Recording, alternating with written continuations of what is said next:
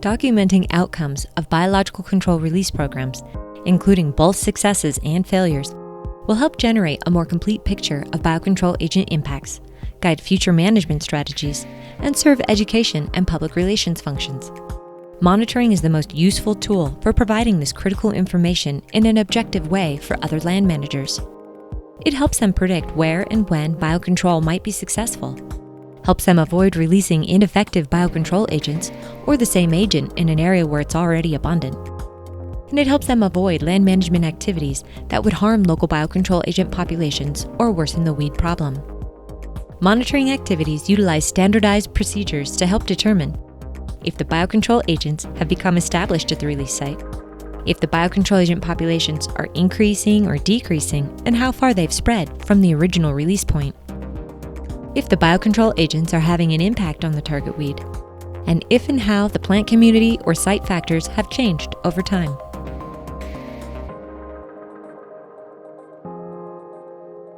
If you wish to determine whether or not biocontrol agents have established after initial release, you simply need to find the biocontrol agents in one or more of their life stages, or evidence of their presence, such as feeding damage characteristic of your target agent. Begin looking for biocontrol agents where they were first released, and then expand to the area around the release site. The best stages to monitor and the best timing for each depends on the biocontrol agent species and the stage of development for your target weed species growing at your release site. This type of information can be found in many useful extension publications, such as a field guide for biological control of weeds in the Northwest. This and other useful publications can all be found at ibiocontrol.org. You can also contact your local or state weed biocontrol authority for timing suggestions specific to your area. Populations of some biocontrol agents take 2 or more years to reach detectable levels. So if no biocontrol agents are detected a year after release, it doesn't necessarily mean the agents failed to establish. Revisit the site at least once annually for 3 years. If no evidence of biocontrol agents is found, either select another site for release or make additional releases at the monitored site.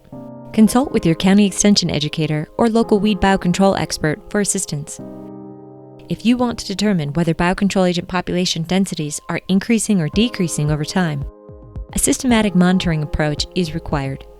The Standardized Impact Monitoring Protocol, or SIMP, is the method we recommend most.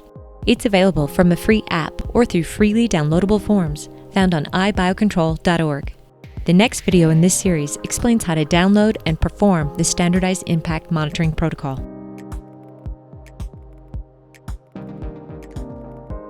The ultimate goal of a weed biocontrol program is to permanently reduce the negative impacts of the target weed on ecosystem function. Success is often measured as a reduction in target weed abundance or reproductive output. To determine if biocontrol efforts are effective, there must be monitoring of plant community attributes over time, such as target weed distribution, density, or cover. Ideally, monitoring begins before biological control efforts are started and occurs at regular intervals after release. There are many ways to assess weed populations and other plant community attributes at release sites. Qualitative monitoring uses subjective measurements to describe the target weed and the rest of the plant community at the management site. Examples include listing plant species occurring at the site, rough estimates of density, age, and distribution classes, visual infestation mapping as opposed to mapping with the GPS unit, and maintaining a series of photos from designated photo points. If repeated over time, qualitative monitoring can provide insight into the status or change of target weed populations. However, its descriptive nature generally doesn't allow for detailed statistical analyses. We highly recommend the SIMP monitoring method mentioned earlier and described in greater detail in video 12. This simple and relatively quick method combines elements of qualitative monitoring with a collection of quantitative data to find statistical trends over time. Quantitative monitoring measures changes in the target weed population and associated vegetation community before and after a biocontrol agent release using statistics.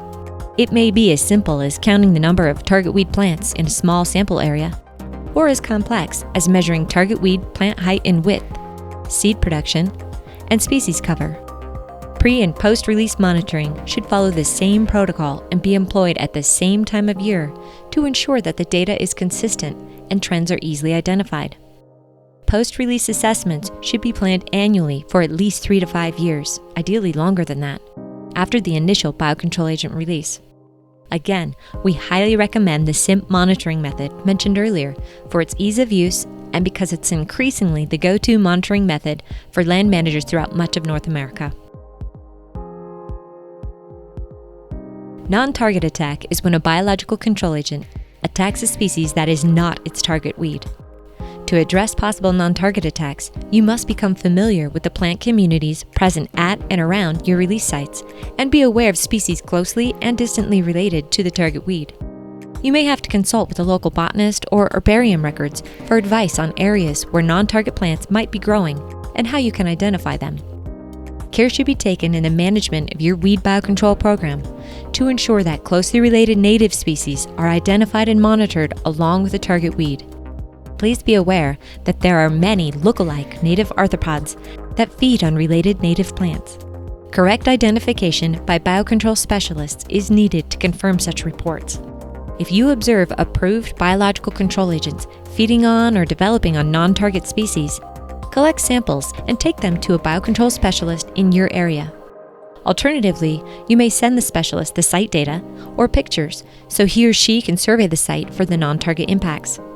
Be sure not to ascribe any damage you observe on non-target species to any specific biocontrol agent species, because this could bias the confirmation of attack and the identification of the species causing the attack. The vegetation sampling procedures described earlier for SIMP can be easily modified to monitor changes in density or cover of the non-target species, as well as to monitor the number of biocontrol agents observed on non-target plants. Check with your county weed manager, extension educator, or university weed or biocontrol specialist for more information. Collecting non-target attack data for subsequent years can help determine if there is a population-level impact or if the non-target feeding is just temporary or only of minor consequence to the non-target species.